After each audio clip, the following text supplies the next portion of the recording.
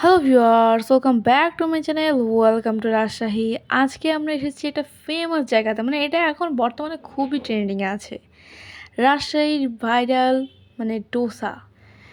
ডোসাটা আসলে ইন্ডিয়ান একটা ফুড, কিন্তু এখানকার মানুষদেরকে দেখে মনে হচ্ছে যে ডোসাটা এখানকার একদম ঐতিহ্যবাহী খাবার। এত ভিড়, লিটারালি কোনো জায়গা খালি ছিল না।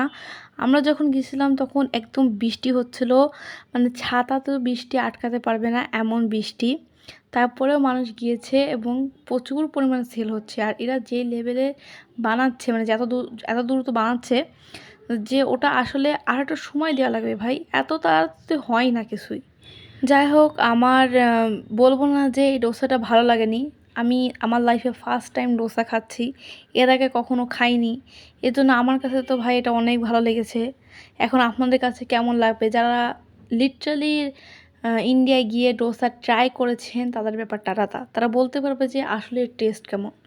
যে জিনিসটা কখনো কেউ খায়নি, সে কিন্তু বলতে পারবে না যে আসলে এর টেস্টটা কেমন। আর এখানে এত মানুষ ছিল যে এদের দ্বারা হ্যান্ডেলও হচ্ছিল না, এত কাস্টমার, একজন বানাচ্ছিল একজন দিয়ে আসছিল। আর যে শুধু ডোসাই সেল হয় তা না, এদের বেশ অনেকগুলো আইটেম আছে।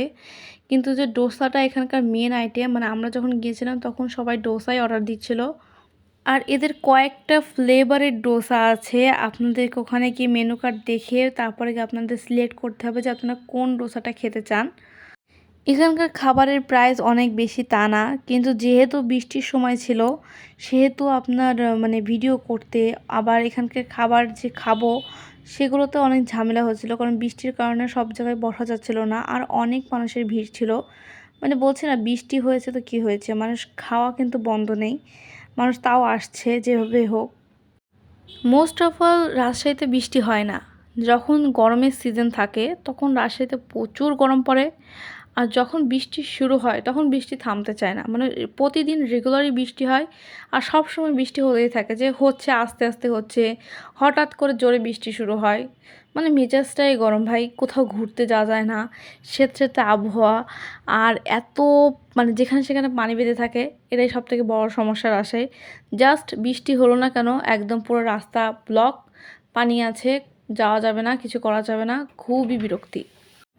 এখন এখানে অনেক ভিড়, এজন্য ডোসা বানাতে সময় লাগবে। আমরা একটু আশেপাশের জায়গা ঘুরে দেখছি। এখানে পাশেই কিন্তু নদী, যার কারণে এই জায়গাটা অনেক সুন্দর লাগে। এই জায়গাটা অনেকটা ঢাবার মতো, হিন্দিতে যেগুলোকে বলে যে রোড সাইড যেসব ছোট ছোট দোকান থাকে বা স্টল টাইপের থাকে, হিন্দিতে ঢাবা যেটাকে বলা হয়, সেটার মতো লাগছিল। কারণ এখানকার লুকটাই ওই রকমেরই ছিল। আর এখানের মেনু কার্ডের একটা ইন্টারেস্টিং জিনিস হলো যে মেনু কার্ডটা ইংলিশ এবং বাংলা দুটো ভার্সনেই ছিল। এজন্য যদি কারোর ইংলিশ পড়তে অসুবিধা হয় তারা বাংলা পড়েও অর্ডারটা দিতে পারবে। আমরা এখানে দুই টাইপের ডোসা অর্ডার করেছিলাম, একটা প্লেন ডোসা আর একটা চিকেন চিজ ডোসা। তো বেসিক্যালি আমি জানতাম যে ডোসার ওপরে একটা লেয়ার হয়, সেটা পুরো আলুর হয়, তার ওপরে হলো যে বাকি জিনিসগুলো দেয়। বাট এখানে ডিফারেন্ট ছিল। এখানে হলো যে আলু ইউজ করেনি একেবারে, নর্মালি প্লেন ডোসাতে দেয় না, বাট আদার্স যে ডোসাগুলো হয়, মশলা ডোসা বলেন বা আদার্স ডোসা যেগুলো হয়, সেগুলোতে আলু ইউজ করে, বাট এটাতে দেয়নি। কিন্তু এমন না যে ওদের কোনো ডোসাতেই আলু ইউজ হয় না। ওদের আর একটা ডোসা আছে সেটাতে সত্যি আলু ইউজ হয়। এটা আমি জানতাম না, পরে জানলাম। যাই হোক, আমাদের অর্ডার করা হয়ে গেছিলো, আর যেহেতু আমরা দুইজন গিয়েছিলাম, আর একটা ডোসা একজনের পক্ষে শেষ করা এটাই বড় ব্যাপার। একজনের পক্ষে দুইটা ডোসা খাবে এরকমের ক্যাপাবিলিটি নেই। এটা কিন্তু আমি নর্মাল মানুষদের জন্য বলেছি, কোনো খাদক বা রাক্ষসের জন্য না। অনেকে অনেক খেতে পারে ভাই, তো এই জন্য আমি বলবো না যে খাওয়া যাবে না বা কেউ খেতে পারবে না।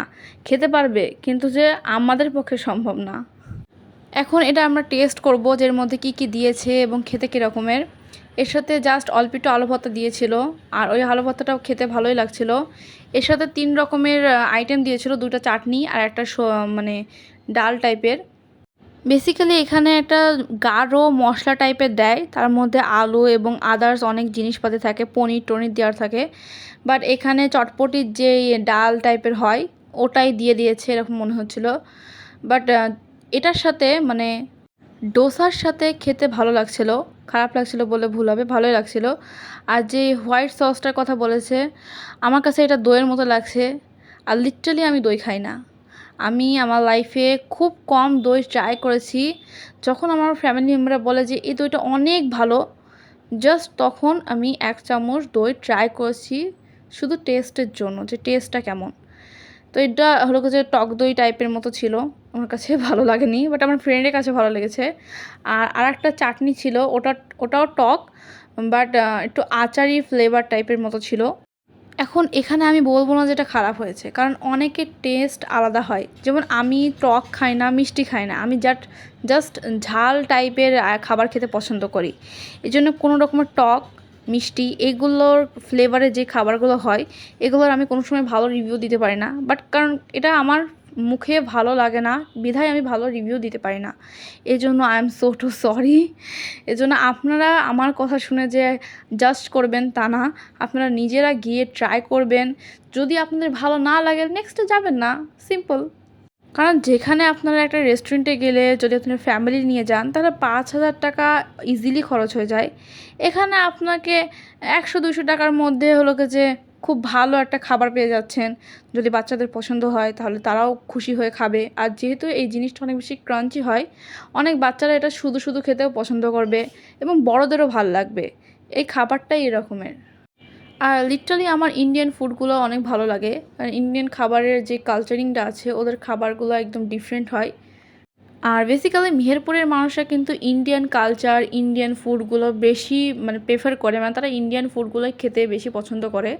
সত্যি বলতে আমার কাছে ডোসাটা অনেক ভালো লেগেছে। আমি মোস্ট অফ দ্য বলবো যে আপনারা এখানে যান, ট্রাই করুন এবং আপনারা নিজেরা জাজ করুন যে খাবারটা আসলেই কেমন।